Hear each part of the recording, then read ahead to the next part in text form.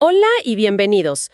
Hoy vamos a hacer un análisis profundo de un tema que, bueno, de una forma u otra nos toca a todos. Los arrepentimientos más comunes al final de la vida. Un tema fuerte, pero muy necesario. Totalmente. Y para esta conversación, nuestra guía principal son los escritos de Bronnie Ware. Ella fue cuidadora de enfermos terminales en Australia. Ajá. Y empezó a notar, pues, patrones en lo que la gente decía en sus últimas semanas. Escribió un artículo en su blog y se hizo viral de una forma increíble. Millones de personas lo leyeron, ¿no? Millones. Y de ahí salió el libro The Top 5 Regrets of the Dying. Así que nuestra misión hoy no es ponernos tristes. No, para nada. Es todo lo contrario, de hecho. Exacto. Es usar esa claridad que da el final de la vida como un mapa, como una guía para vivir mejor, pero ahora mismo. Aprender de esa sabiduría para no llegar a tener esos mismos arrepentimientos. Justo eso. Bien, pues, vamos a desglosar esto. El primer arrepentimiento, el que Ware dice que escuchó una y otra vez, es: desearía haber tenido el coraje de vivir una vida fiel a mí mismo, no la vida que otros esperaban de mí. Empezamos con el más pesado, yo creo. El más común de todos. Y la historia que lo representa es tremenda. La de una mujer llamada Grace. Ella pasó 50 años, en un matrimonio que la hacía sentir miserable. ¿50 años? Es difícil hasta de imaginar. Y lo hizo simplemente porque era lo que se esperaba.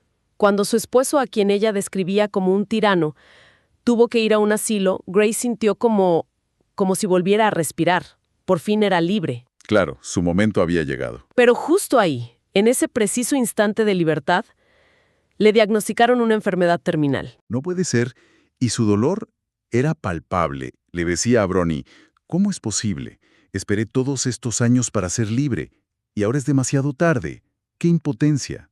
Y para hacerlo aún más trágico, la enfermedad que la mató fue consecuencia de ser fumadora pasiva por décadas, por el cigarro de su marido en casa.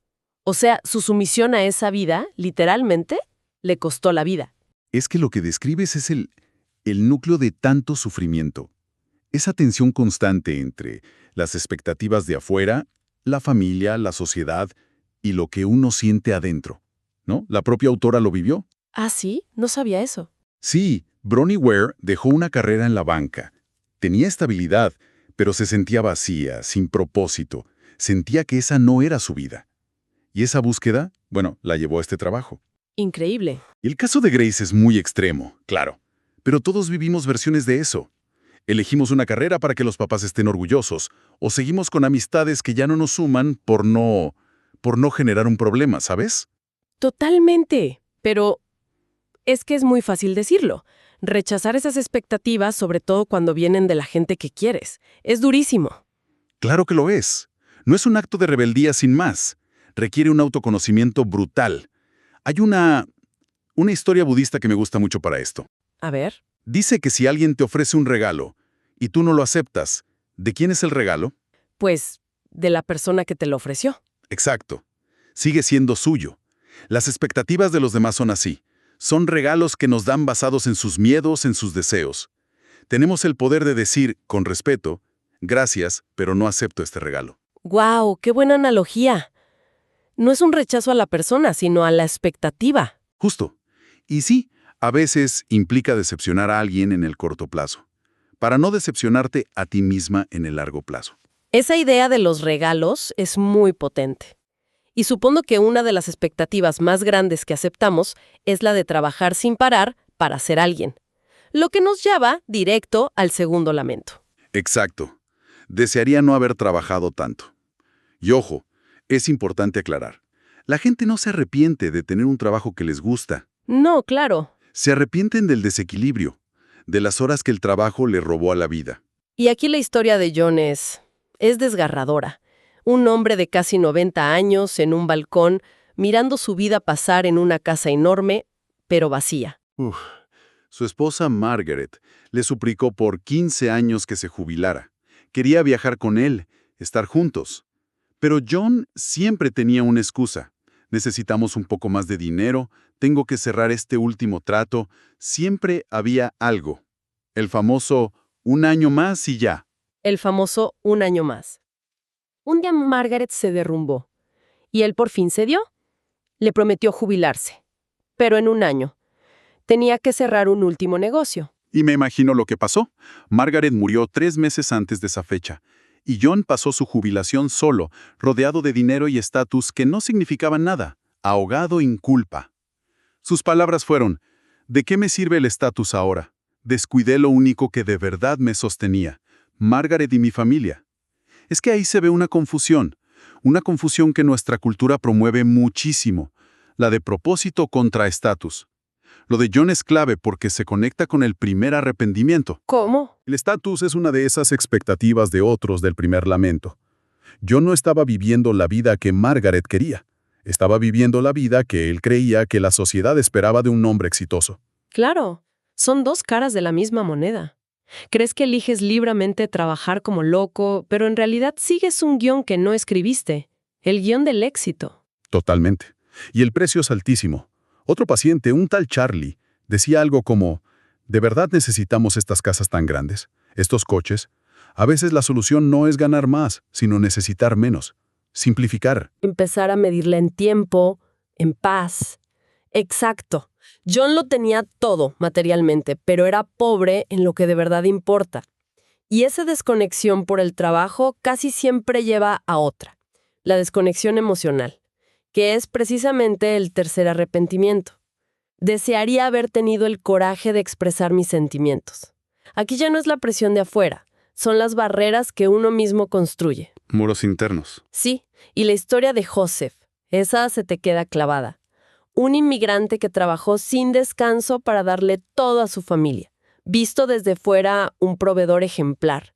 Pero su lamento era otro. ¿Qué decía? Le confesó a Bronnie: trabajé y mantuve a mi familia a distancia. Les di todo, menos a mí.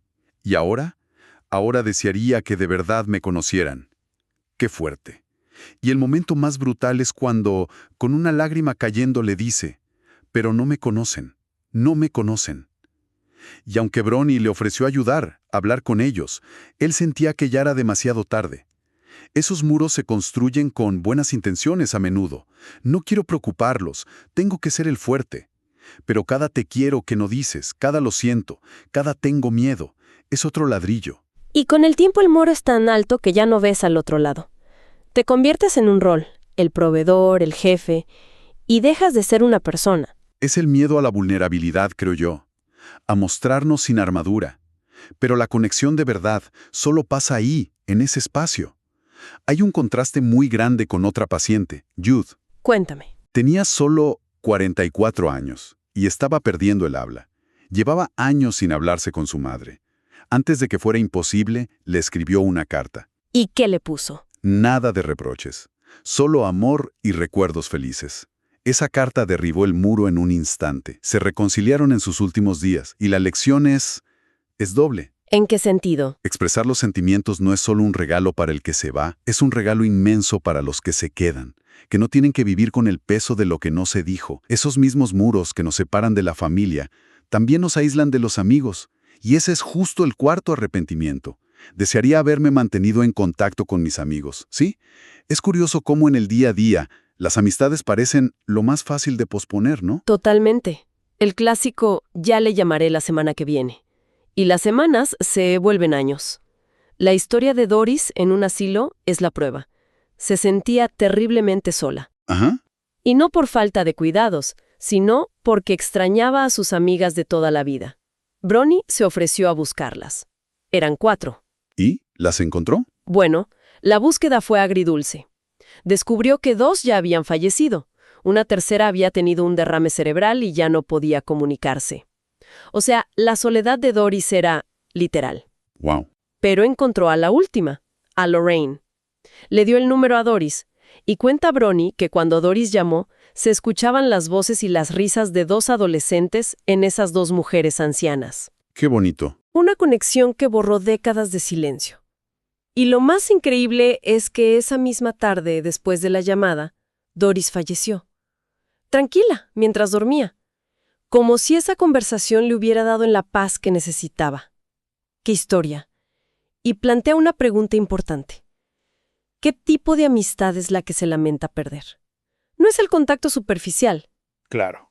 Otro paciente, Harry, decía que era fundamental tener amigos de tu misma edad. Gente que entiende tu contexto, tus referencias. Porque la familia te ama, pero te ve a través de un rol. Eres padre, abuelo. En cambio, los amigos te ven. ¿Cómo eres? Exacto. Harry lo describía como ser aceptado por quien soy, no por quien alguien más quiere que sea. Los amigos son ese espejo de quién eres fuera de tus obligaciones. Es un espacio de libertad que ninguna otra relación te da. Perder eso es perder un pedazo de ti. Sí. Y al final, cuando los roles se van, cuando ya no eres el director o el gerente, lo que queda es la persona. Y te das cuenta de que quienes siempre te vieron así fueron tus amigos. Y anhelas eso. Y con eso llegamos al último arrepentimiento, que, te soy sincera, a mí me dejó helada la primera vez que lo leí. No es sobre otros, ni sobre el trabajo, ni los amigos. Es mucho más íntimo. A ver. Desearía haberme permitido ser más feliz. Como que permitirse. La felicidad no es algo que uno se permite o no, o sí. Pues todo indica que sí. Es quizás el más profundo de todos. La historia de Rosemary lo deja clarísimo. Una ejecutiva de éxito brillante pero amargada, controladora. Un día encara a Bronia y le dice, odio que seas feliz todo el tiempo. Directa. Y la respuesta de Bronnie es de una simpleza brutal. Soy feliz porque es una elección. Y es una elección que intento hacer todos los días. Uf, esa frase es demoledora. Fue como una grieta en su armadura. Poco a poco, Rosemary empezó a bajar la guardia, a reírse, y un día se derrumbó y confesó. Desearía haberme permitido ser más feliz. Es que simplemente no creía que me lo merecía. Ahí está la clave. La felicidad no como algo que te pasa, sino como un permiso interno que te das. Rosemary estaba tan acostumbrada a la infelicidad, a la lucha, que se había convertido en su zona de confort. Ser feliz le daba miedo, le parecía desconocido y merecido, y esto se conecta con la propia lucha de la autora contra la depresión. Ella tenía un mantra, smile and know, sonríe y confía. No como un optimismo tonto, sino como la práctica consciente de cultivar alegría, de elegir la gratitud. Es la idea de que la felicidad es un hábito. Entonces, este último arrepentimiento es, en el fondo, la raíz de todos los demás. Absolutamente. Piénsalo. No vivir tu vida auténtica es negarte la felicidad de ser tú mismo. Trabajar demasiado es negarte la felicidad del tiempo libre. No expresar tus sentimientos es negarte la felicidad de la conexión. Perder a tus amigos es negarte la felicidad de la compañía. Exacto. Todos los demás son síntomas. La enfermedad de fondo es esa creencia de que no merecemos ser felices, o que la felicidad es algo que llegará en el futuro. Como decía otra paciente, Kath, la mayoría de la gente no se da cuenta de lo bien que está, aquí y ahora. Al final, estos 5 lamentos son como un mapa al revés. No nos dicen a dónde ir, pero sí nos marcan todos los desvíos que nos alejan de una vida plena. Nos hablan de autenticidad, equilibrio, vulnerabilidad, conexión y permiso para disfrutar. La paz y la claridad que ellos encontraron al final, como dice Bronnie, está disponible para nosotros ahora. No hay que esperar a estar en esa cama. Como le dijo otro paciente, Lenny, no te preocupes por las pequeñeces. Al final nada de eso importa. Solo el amor importa. Y eso nos deja con una pregunta, creo yo. No para el futuro, sino para hoy mismo. Si supiéramos, con total certeza, que al final del camino el examen va a ser sobre estos 5 puntos, autenticidad, equilibrio, afecto, amistad y alegría, ¿qué pequeñísima decisión se tomaría de forma diferente hoy? ¿Qué llamada haríamos? ¿Qué no diríamos? Exacto. ¿Qué muro, por pequeño que sea, podríamos empezar a derribar ahora mismo? Porque estos arrepentimientos no son una advertencia para tenerle miedo a la muerte. Son una invitación urgente para empezar a vivir de verdad, ahora.